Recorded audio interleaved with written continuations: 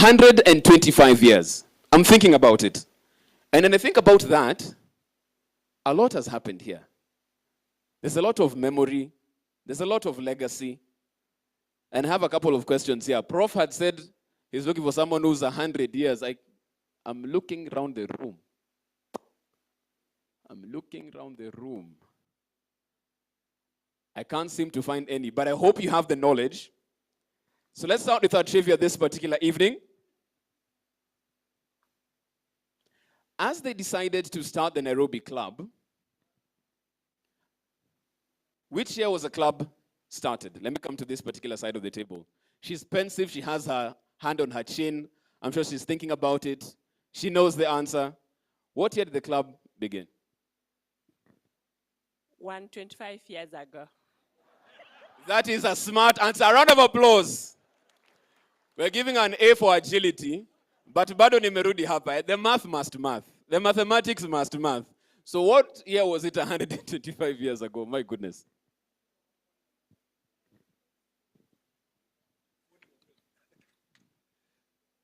$1901.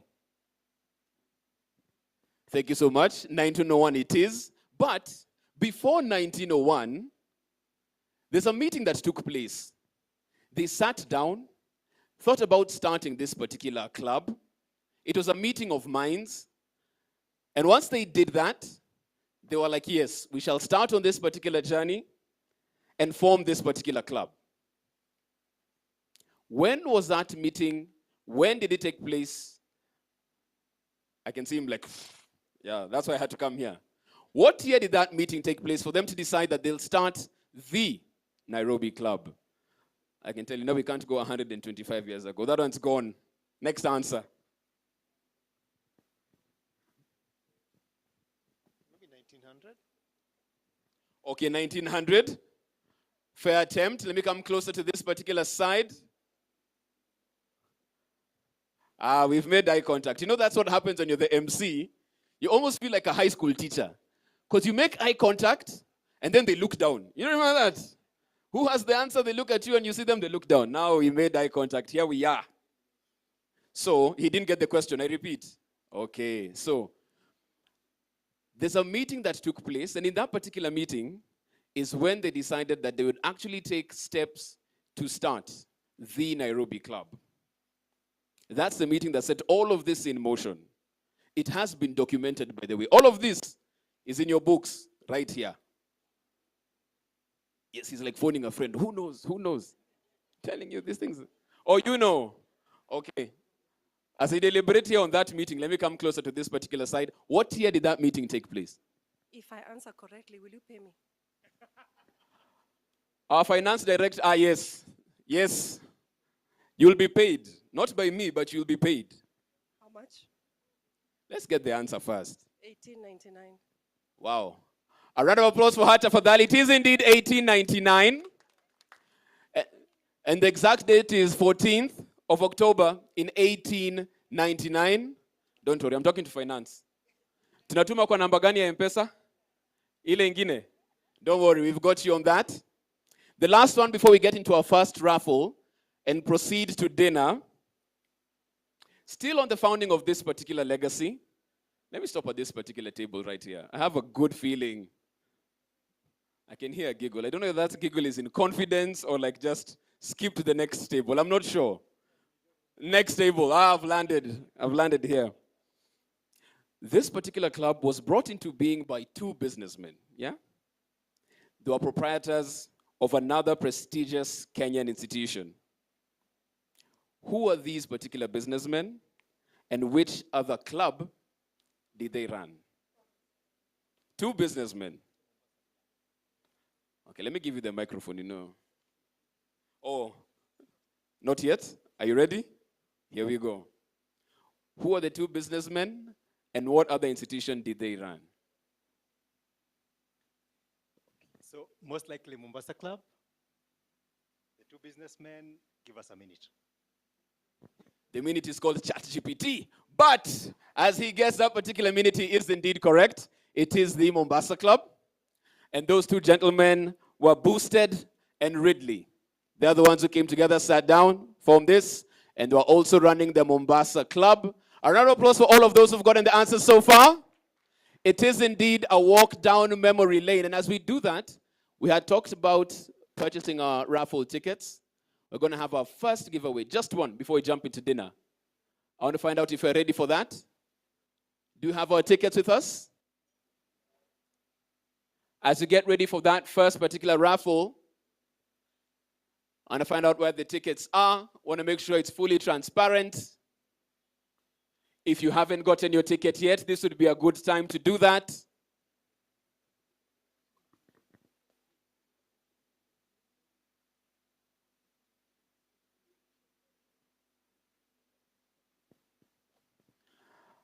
I've consulted the electoral board and they're still making sure that raffle is ready. We'll be jumping that into in just a bit. But between now and then, it will be dinner time, and that's where we start with that. The order of dinner and how we'll serve, it's a buffet service right there. So we shall start with the chairman's table right here for service. We'll have our ushers waiting upon us and guiding us on that. From there, we shall have our senior members follow. Invited guests, ladies and gentlemen, good evening. Tonight, as we reflect on the history of Nairobi Club, we are not simply looking back at an institution, and the city begins in many ways with the railway. At the end of the 19th century, Nairobi was not yet capital we know today. It was a railway camp on the edge of the earthy plains, a place of open land, marshy ground, acacia trees, ox wagons, steam engines, dust, abrasion, and uncertainty. The Uganda Railway reached Nairobi railhead in May 1899, and the railway headquarters soon moved inland from Mombasa. Around that practical decision, a settlement began to grow. What had been a difficult and unlikely site became a meeting point for administrators, railway officers, traders, farmers, sportsmen, and travelers. In that young township, social life was informal, improvised, and often centered around the need for fellowship after long working days. It was in this atmosphere that Nairobi Club was founded on 3rd March 1901. The earliest rules show a club closely connected to the civil, military, and railway administrators of the time. Its first members were men of early protectorate, and its early life reflected the customs, limitations, and attitudes of that period. Yet, from the beginning, the club served a very human purpose. It gave people a place to meet, dine, talk, play, debate, celebrate, and belong. The first clubhouse stood on the lower slopes of the hill, believed to have been near the area of today's Bishop's Road and behind the prison's headquarters. It was leased from bolstered and Clark, and was a modest timber and corrugated iron building. It had a main room, a bar, a sitting area, billiards, dining facilities, and a few bedrooms. By modern standards, it was simple, but for early Nairobi, it was a center of comfort and company. In 1915, the club moved to site where it stands today. The former building later served other public uses, and when it was gutted by fire in September 1939, many early records of the club were lost. That loss explains why the club's earliest years must be pieced together from surviving minutes, recollections, and contemporary accounts. Even so, the central truth is clear. Nairobi Club grew side by side with Nairobi City. And as Nairobi became more permanent, so did the club.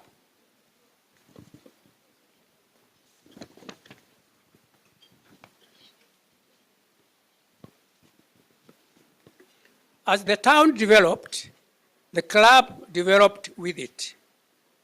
By the early 20th century, Nairobi was moving from a temporary railway settlement into a recognizable town with roads, public offices, commercial buildings, homes, hotels, and a growing civic life. The club became one of the places where business, recreation, and socialization naturally met.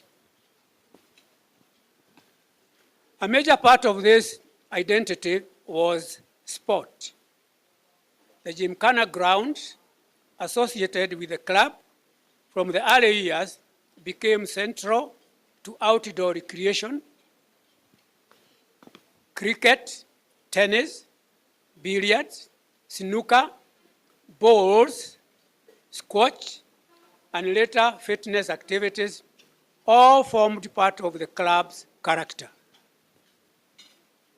The book describes the Gymkhana as the parent of much organized sport in Nairobi, and its grounds became a stage for competition, friendship, and tradition. Cricket holds a special place in this history. Nairobi Club and its sporting partners hosted fixtures that became part of the city's social calendar. The Officials versus Settlers match, Kogoni's cricket, Asian versus European fixtures, and later international and representative games all show how sport brought people together even when society itself was changing slowly. The Brain Bridge Room and other memorials remind us that the club's sporting life was built by devoted members who gave time, energy, and personal generosity. The club also lived through difficult public moments. During the First World War, when the conflict extended into German East Africa, the Gymkhana ground was used for military purposes, and club staff and members were drawn into service. During the Second World War, shortages, controls, and wartime pressures affected the building, building, staffing,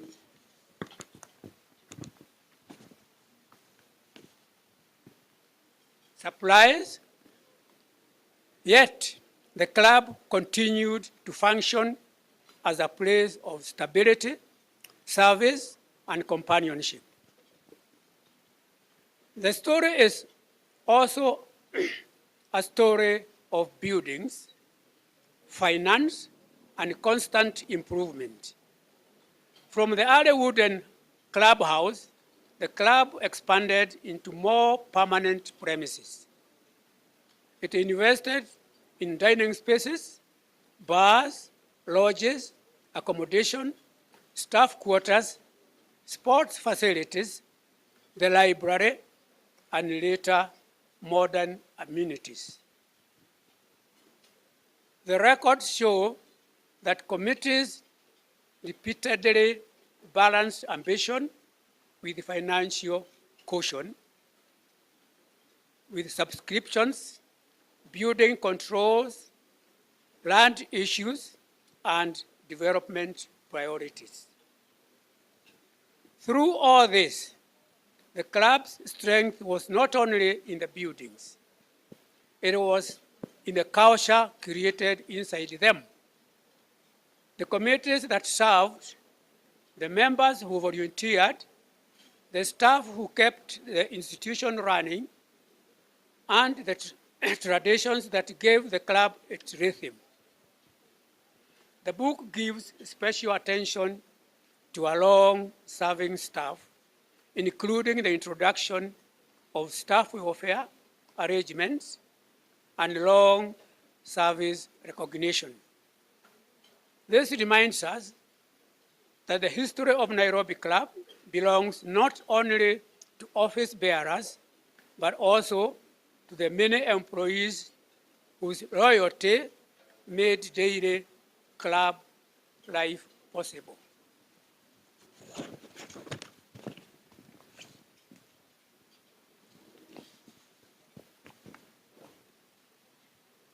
Ladies and gentlemen, no honest history of a club founded in 1901 can avoid the fact that it began with the social rules of colonial Nairobi.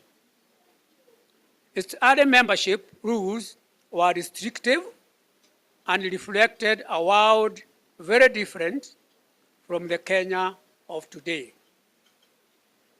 Over the decades, those rules were questioned, debated, and gradually changed.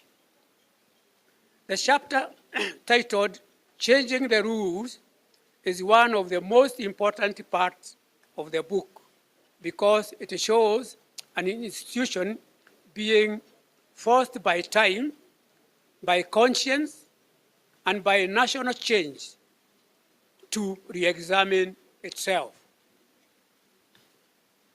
The years around Kenya's independence were especially significant.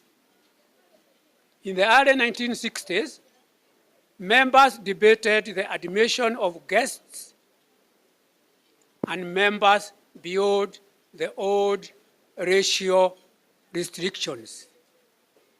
The discussions were not easy, and the changes did not come without resistance.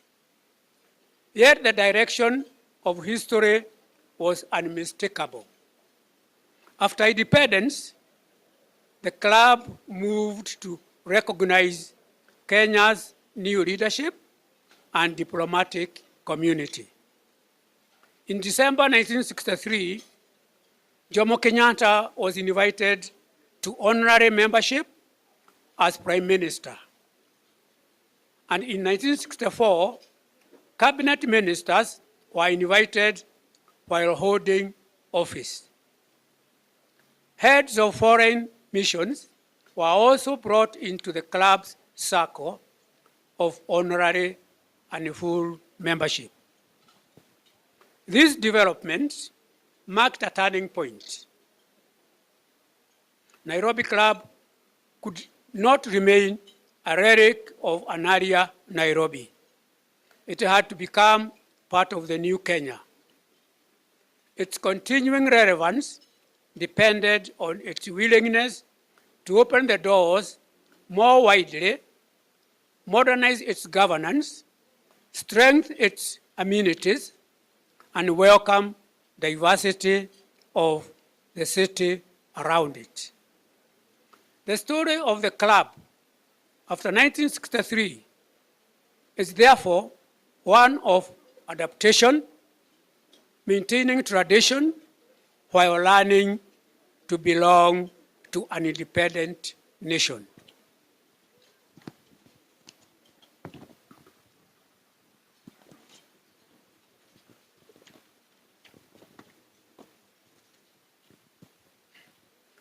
The club's centenary book, published in 2001, that's when we marked 100 years of the club, presents 100 years of growth from a small railway-era social club to a mature institution with reciprocal links, sporting heritage, cultural memory, trophies, portraits, buildings, staff traditions, and a respected place in Nairobi life.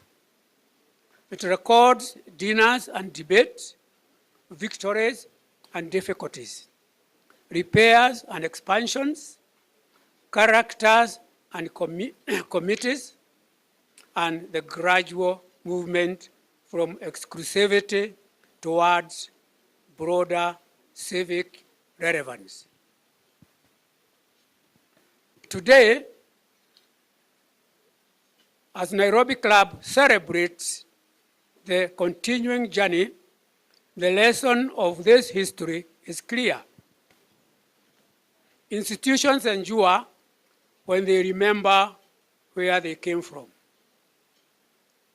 Honor those who built them, and remain brave enough to change. Nairobi Club's motto, light and liberty, carries that responsibility. Light reminds us to preserve memory, truth, and excellence. Liberty reminds us to keep opening spaces for fellowship, fairness, and belonging. So as we honor the founders, the past chairman, and the presidents of Nairobi Club, the sportsmen and the women, the staff, the families, the life members, and the many generations who have carried the club forward, let us also look ahead. The club's history is not complete. It is still being written. In every meeting, every game, every shared meal, such as we have shared, every act of service, and every member who chooses to protect this remarkable institution for the next generation. From railway beginnings to modern Nairobi, the club remains a house of memory, fellowship, and promise. Thank you very much. Thank you so much. A round of applause for Mr. Wambogo.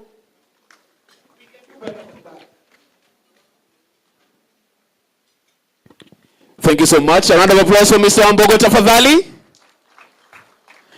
And I couldn't help but notice how, when you listen to the history of the club, it's really intertwined with even the history of the nation. You know, you're hearing such pivotal moments and people who are there, and you can see how significant that 125 years has been, not only for the club, but for the country as a whole. As we move forward, I'd also like to recognize the presence of our chief guest, Honorable Geoffrey Roko, Cabinet Secretary for Public Service, Human Capital Development, and Special Programs in Kenya. Asante sana for making time to be here. Thank you so much. Club President, Justice Retired Jean Gasheshe. Many thanks for making time to be here as well. Our club chair, Mr. George Otieno. Asante sana for making time to be here. 125 years is a big one. We had to be here as well. Our vice chair, Engineer Micah Wanyama. Thank you so much. Asante sana. We also have our main committee members. His Excellency Arnaud Sukwe, Ambassador of France to Kenya. Mr. Taleng Faha Aristide, Deputy Head of Mission at the Consulate of Cameroon in Nairobi. Miss Fiona Thompson, Lady Captain Malindi Golf and Country Club. Round of applause. Thank you so much. Please be upstanding. They're looking for you. They're looking around the room. They're wondering where you are. There she is. Thank you so much for making time to be here. Mr. Ibrahim Ogejo, Honorable Secretary Nyanza Club. Is Mr. Ibrahim here? Thank you so much. Mr. Laban Omangi, Committee Member Kitale Club. Kitale Club in the house. Asante sana. Mr. Humphrey Kainga, Rift Valley Sports Club. Is Humphrey here? And as we do this, we're getting closer to that first raffle. So please, let's be ready for that. And last but not least, Mr. David Kamukama, Chairman, Kampala Club. Asante sana. Thank you so much, sir, for making time to be here. So as we said, we're moving closer to that first giveaway, that first raffle. And we said the proceeds from this particular sale are going to install our new pool cover and also construct our Pizza Hut. But there are also some amazing prizes up for grabs. And I can see the team decided to take transparency literally. You can literally see inside this bowl. I want to see who's Dr. Anne Owor. Please come to the front. Dr. Anne? As she comes to the front, I can hear your fans somewhere there. Yes, just cheer. Don't muffle it. Thank you. There you go. And this is for our key sponsors on this. She'll put her hand in the bowl. She shall not look. Because if she picks her raffle, tutajua kimeibiwa.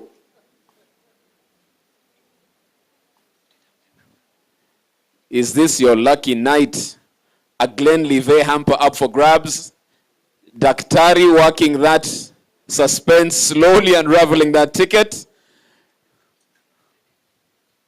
And the account number and name is? It's pink 124. Account number 30 what? 3514. 124, account number 3514. Pink color.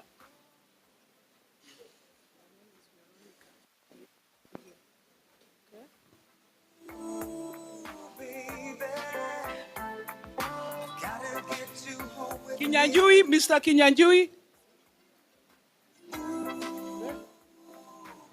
We're looking for Mr. Kinyanjui. Senior members, you can see. First winner of the evening.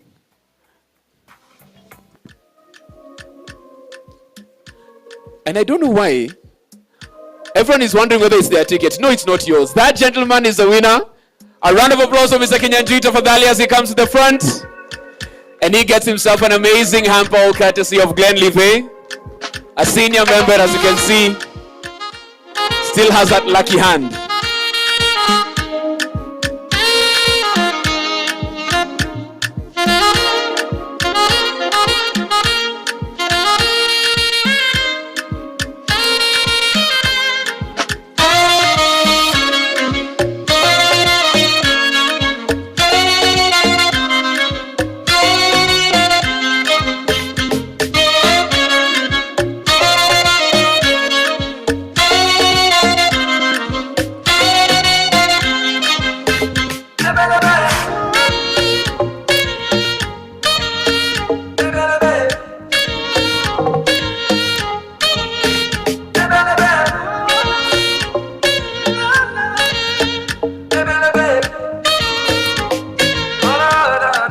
So just a brief teaser of what we have. Plenty more from there.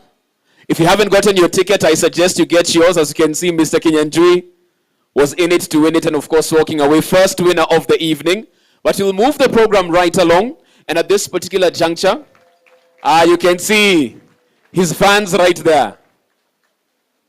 And the swagger to match. Congratulations, Mr. Kinyanjui, on that.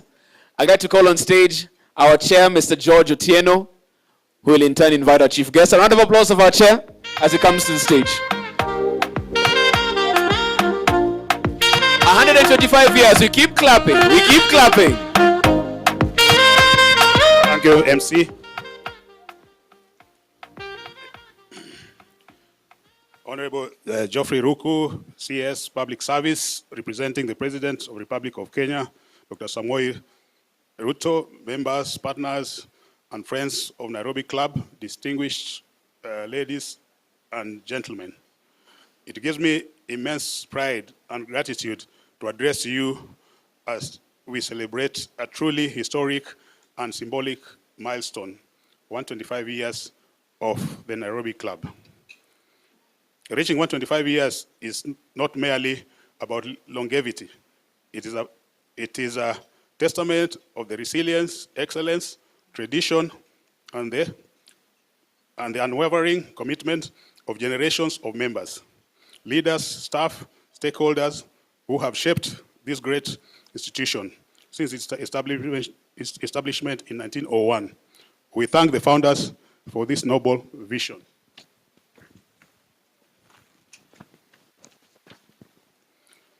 Over the decades, Nairobi Club has evolved while remaining true to its heritage and values. From its rich sporting history to its role as a premier social and recreational institution, the club continues to stand as a symbol of prestige, community, and excellence in Kenya. This club is blessed to have amongst us some of the very senior present and past government officials, such as Honorable Mudi Awori, Prime Cabinet Secretary Musalia Mudavadi, CS Oparanya, several present and past governors, and the late Prime Minister, Right Honorable Raila Amolo Odinga. This club has also hosted notable world leaders such as Sir Winston Churchill, former UK Prime Minister, on the 6th of November 1907, and the then Prince Charles, now King, on the 13th of July 2002, and is a home to international sports events such as Billie Jean King Cup, which is an international ladies tennis event for the last 4 years, and Davis Cup, which will happen here next month. Davis Cup is a men's tennis competition coming up next month. Not to mention regional squash events. The last one was played last week in our courts. We also often host bowlers and cricket teams from the UK and other countries regularly. The recent one being in January this year. Our club is still one of the cheapest in membership fee. We would like to encourage those of you who are here who are not members to take advantage of this, because in the next few months, it's going to go up. As you're probably aware, there has been an effort to transform the club into a modern club. We started by converting the tennis court from marram to clay, being the first such facility in the region. We further went on to hit the swimming pool, making it an all-weather facility. As we celebrate this milestone, we also celebrate progress. One of the most significant achievements in this new chapter is the launch of the gym and wellness project.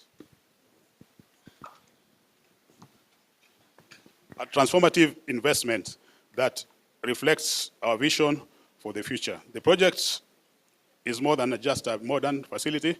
It's a commitment to health, wellness, and well-being of our members and future generations. The first phase will cost about 100 million shillings, which will will be ready in a couple of months' time. We have many other projects in the pipeline, such as running track, which will be done according to the proposed master plan as a symbol of Kenya's heritage. We will appreciate if we can partner with the government to achieve some of these plans. As you know, clubs are non-profits making, and thus no funds for major projects. The new facility represents our desire to continually improve member experience while positioning Nairobi Club as a leading destination for sports, wellness, recreation, and hospitality. It also reflects our commitment to sustainability, innovation, and modern infrastructure that aligns with the evolving needs of our members. This achievement would not have been possible without the support, trust, dedication of our members, committees, and management, staff, partners, and sponsors. I sincerely thank each one of you for believing in the vision of Nairobi Club and for contributing towards the continued growth and transformation. Finally, I would like to thank our sponsors, particularly NSSF, CAPEX Assurance, and NCBA, and all other sponsors who will be mentioned during this event, including our media partner, Nation Group Media, presented here by my friend who is here, the Group Managing Director, Geoffrey Odundo, for also finding time to be here with us today. I would also like to thank the organizing committee for this event, led by Mr. Mwazige, Emmanuel Mwazige, who is a member of the committee, for the good work they have done in making this event the success it has been. And all our senior members who have found time to be here. I saw Mr. George Muhoho, I've seen Dr. Alwach, and many other seniors. In fact, we have about 20 senior members who are here. Former President Guerra, also former President Mr. Kwambogu, who has just spoken. Yes, they've actually withered this cold season to be here, and the rainy season. So we don't take this for granted. I'm sure it shows that the commitment they have for this club. As your chairman, I remain optimistic about the future of the club. Together, we are building not only facilities, but also lasting legacy that future generations will be proud to inherit. As we commemorate 125 years, let us continue to uphold the values that have sustained this institution for over a century, i.e. unity, excellence, integrity, sportsmanship, and community. May Nairobi Club continue to achieve innovative and inspiration for many years to come. As we enter the club's electioneering period, ending next week, I urge you to do your campaigns with dignity and honor and avoid divisive politics, which can only damage the reputation of the club, which we are just recovering from.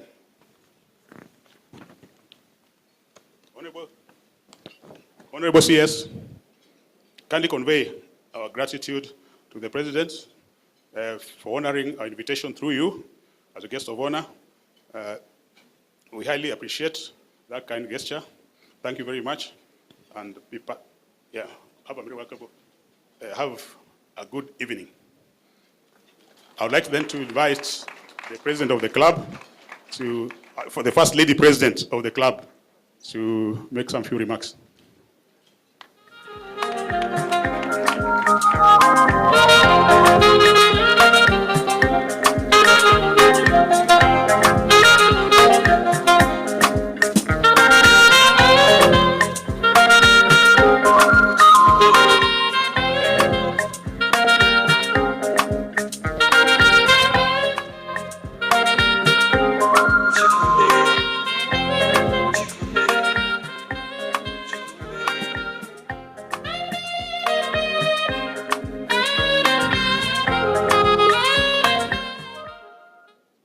Good evening, ladies and gentlemen. Good evening. That's better. Now today, I'm happy now to welcome each one of you, our esteemed guests, colleagues, and friends, and especially our Cabinet Secretary, Honorable Ruku. You're welcome. And can I let you into a secret? May I? Honorable Ruku is supposed to be the best performing Cabinet Secretary. He deserves a clap, doesn't he? Congratulations, Mr. Ruku. Now let's get back to the matters at hand. Our Nairobi Club is Kenya's oldest and premier private members club, where I believe tradition meets modernity. Founded at the turn of the last century, like Mr. Wambuku told us, we are now 125 years old. I urge each one of you to take a moment and to think of 125 years. It's clearly a century and a quarter. This is not a mean feat. We've come a long, long way. Evidently, none amongst us can claim to be 125 years or even anywhere near there. But amongst our members are those who have achieved half of that age, and many more members who are hardly half of that quarter age. We are welcoming new members, by the way.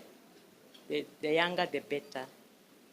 However, no matter our ages, we have joined and worked together as a team, and a formidable team, for the benefit of our club. In the 125 years, many things have happened. What with Nairobi Club being just, Nairobi being just a railway camp, as we had before, with no tarmac roads, no high-rise buildings, no computers, and no internet. Our challenge was being the first club in Nairobi, and then out of this club was carved Muthaiga Club, for those who don't know, because this was supposed to be a civil servant's place. I think most of the settlers found it a bit boring, so they decided to form Muthaiga Club. We have gone through 2 world wars, several pandemics, several economic crises and depressions, but we always came through successfully and can proudly say that our club did not just survive, but through members' determination is still surviving. Our club has been through the era where the issue of gender sensitivity was not practiced, not discussed, let alone thought of. A time when women did not have voting rights.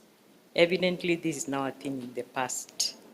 When one celebrates an anniversary of any kind, 3 issues that usually come to mind are: honor the past, celebrate the present, and set the vision for the future. We must do so with gratitude to our founders and members, partners and employees, pride because we have been able to surmount many challenges, and thirdly, promise that we intend to put into place proper strategies to maintain our character with a view to ensuring that this club will be able to face the future without your future. We thus undertake to maintain our position as a club that offers world-class, top-notch facilities in lawn tennis. We have a heated swimming pool, running track, and of course our green bowling and gymnasium, not to forget our the residential facilities, our fine dining and meeting points for use by our members, their families, guests, and visitors. We are currently working on a master plan which should see us through to the next century and beyond. I've heard it said that Nairobi Club is a standard bearer in the field. Isn't that a legacy? To maintain that position, we must be strategic and continue to serve with purpose. And it is our belief that those who succeed us should be able to look back in the year 2151 and think of us as we do our predecessors. With a lot of, and now may I please ask you to be upstanding to welcome our chief guest, the Honorable Mr. Ruku.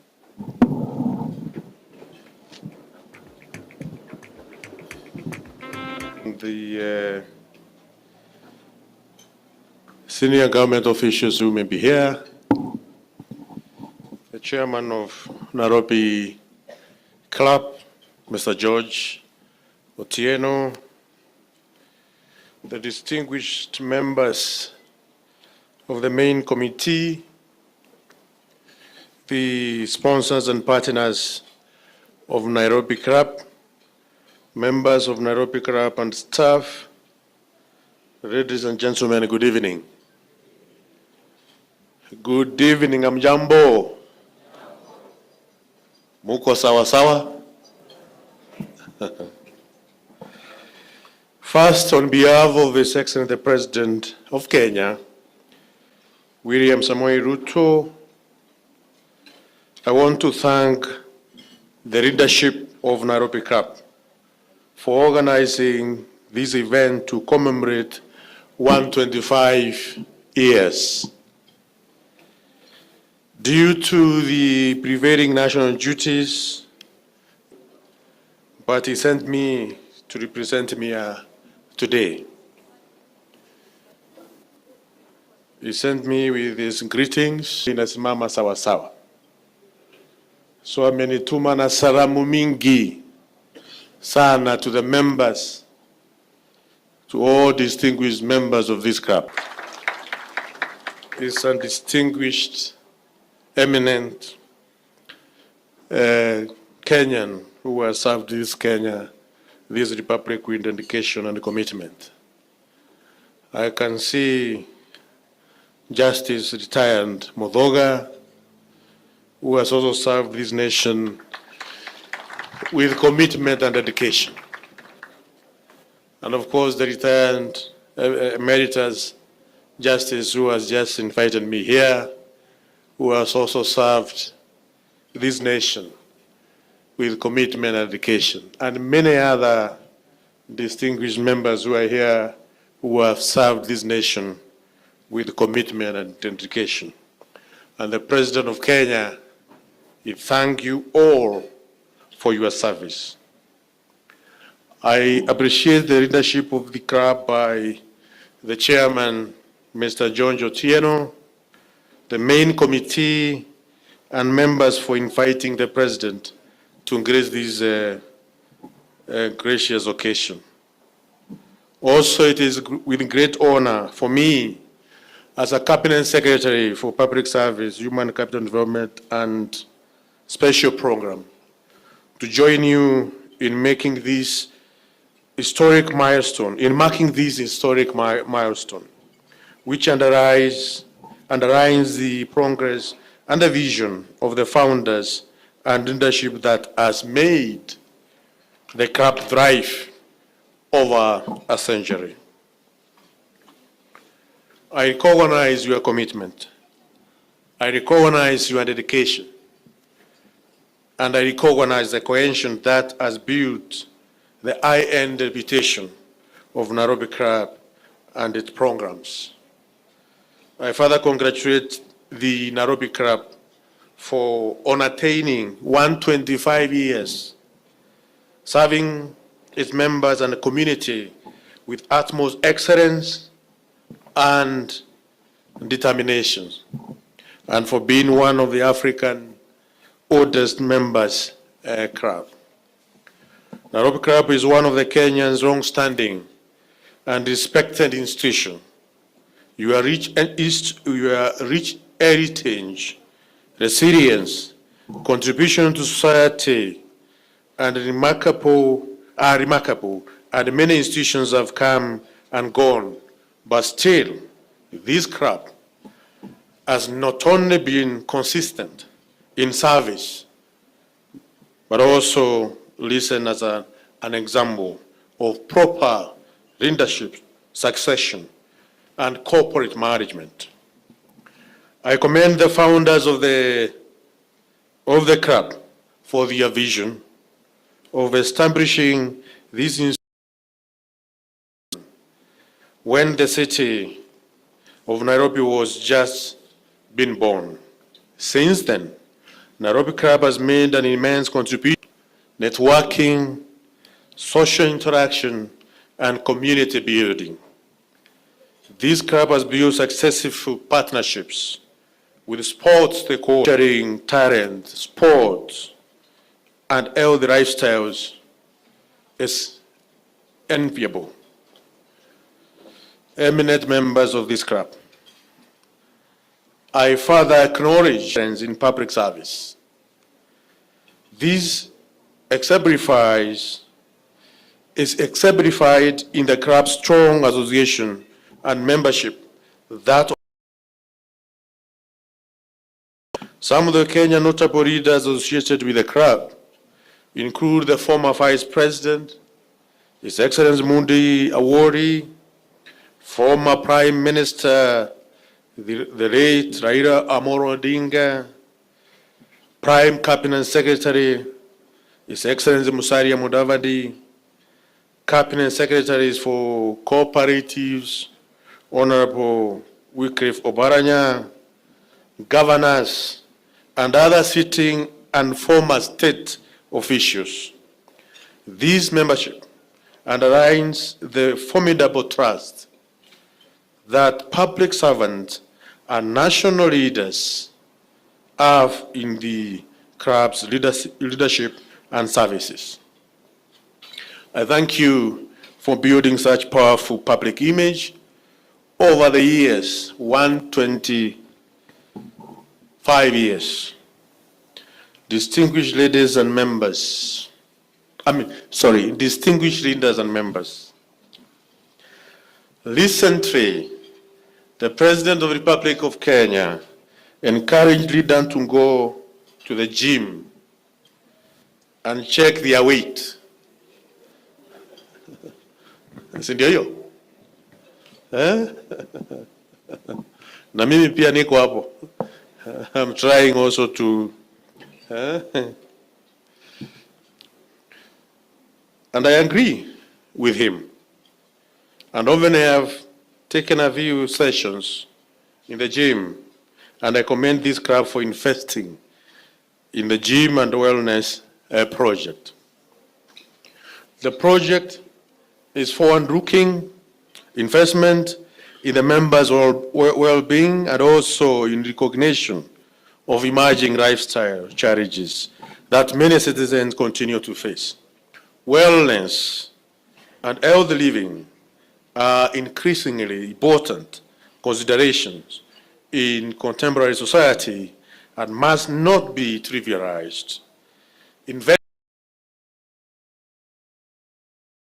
Positions Nairobi Club among the premier institutions in the region and part of the broader healthcare system that must now put more preventive health measures. A healthy nation is built through healthy communities and institutions.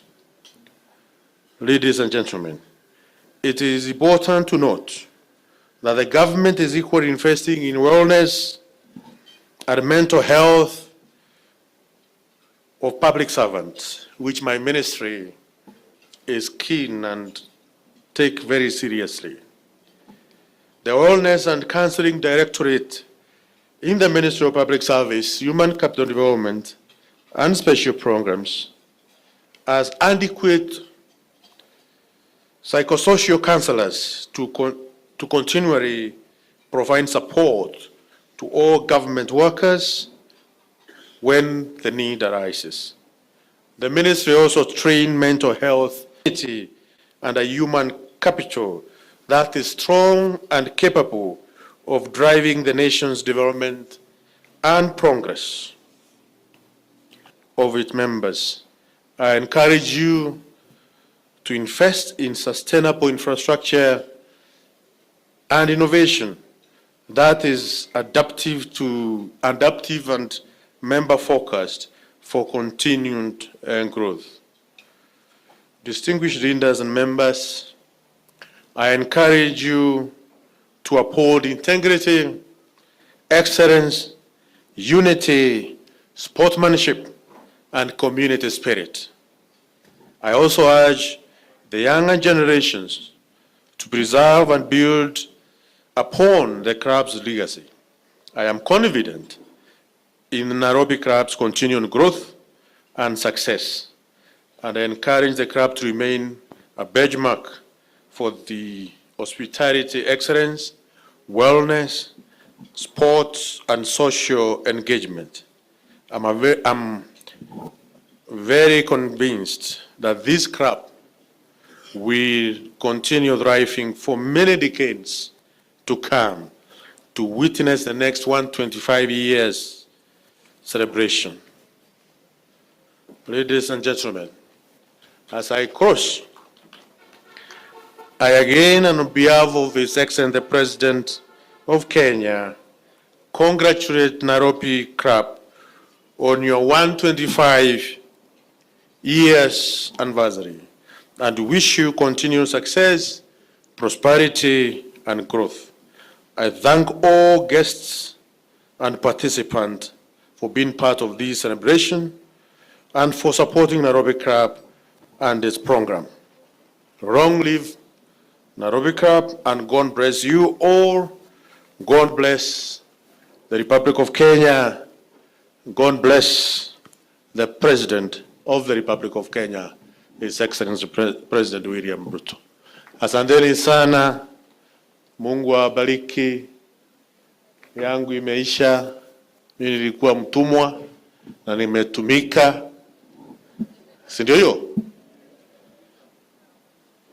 Yale ingine tuendelee kuwa kitu kimoja kama taifa, tuwajibike kwa taifa yetu ya Kenya, tutie bidii, tufanye biashara, tupendane, tukue kitu moja.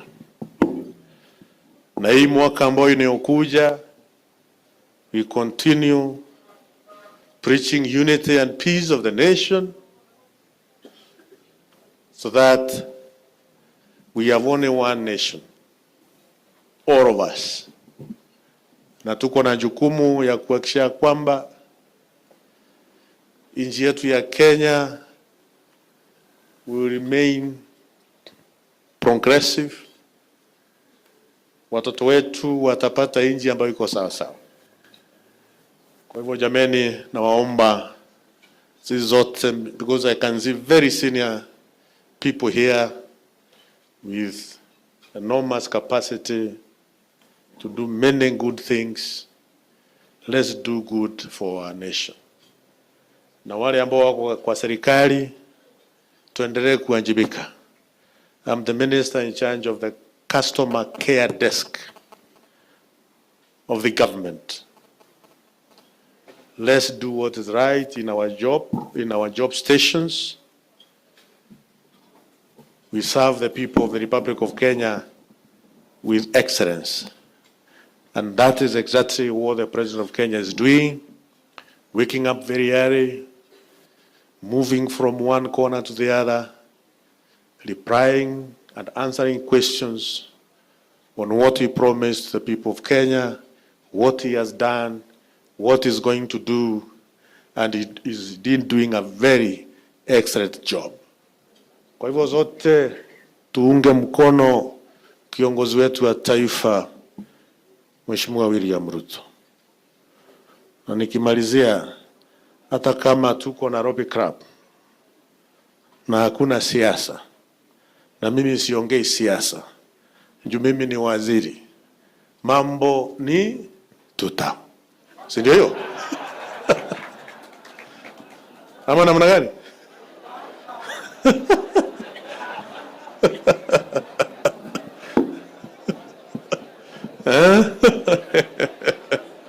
So tuendelee namna hiyo jameni. Tunasema asante sana. With your permission, Mr. Chairman and the President of the club, I will leave after my remarks. So I beg for permission. Mutanipatia ruhusa jameni, nikimaliza niondoke. So thank you so much. It is nice seeing all of you, very, very great Kenyans here. And it has been an honor to meet my mentor, my father, Honorable Muskari Kombo. We worked with him for 3 years, 2015, 2016, and 2017. Asanteni sana. God bless you all. Thank you. Bwana CS, even before you leave, we wanted you to award 2 life members just before you leave, just back on stage, very quickly. And we were talking about this because it is 125 years, and some of these have been here and have a lot of heritage with it, and it would only be fitting if you are the one to award them that particular award. I'd like to call on stage Mr. John Muriuki Kibushi. Mr. Muriuki, round of applause for him as he comes to the front. Pretty big milestone. We're talking about 52 years of patronage. Wow.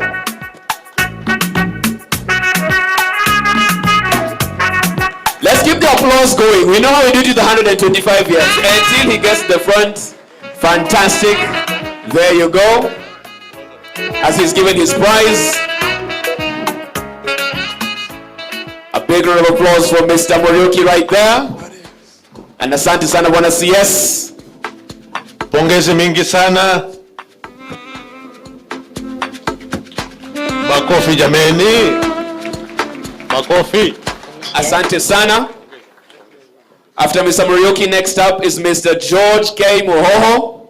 As he comes on stage, a round of applause for Mr. Muhoho, please. Also topping that list. When you talk about the legacy, when you talk about the heritage, I'm sure he can tell us a thing or two about that. We're still standing on protocol. You can see we have Serikali in the house. So we keep clapping. The protocol is we clap for the life member until he gets on stage. If he likes your applause and decides to walk slower, it's okay.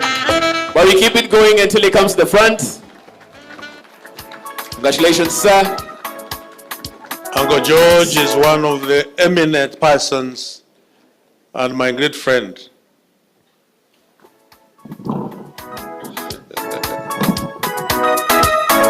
There you go. Congratulations, Sir George. Pongezi mingi sana, pongezi Uncle George. Don't see you again. Asante sana. Pongezi mingi, pongezi. Don't see you. Asante sana, Mr. Muhoho. Thank you so much. Celebrating 52 years of patronage right there. Asante sana. But even as we do this, Bwana CS, we also want to celebrate you. You're here at 125 years. For that, we'll call our chair to go on stage as well. Our chairman. As you celebrate with us 125 years of legacy, heritage, history, not only of the club, but of the country as a whole. And this is from Nairobi Club. Pongezi mingi, Chairman. To CS Roko. Asante sana.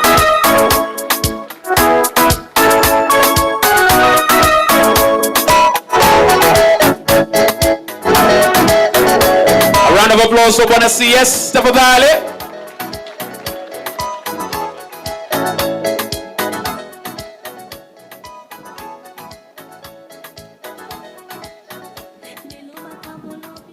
Thank you so much.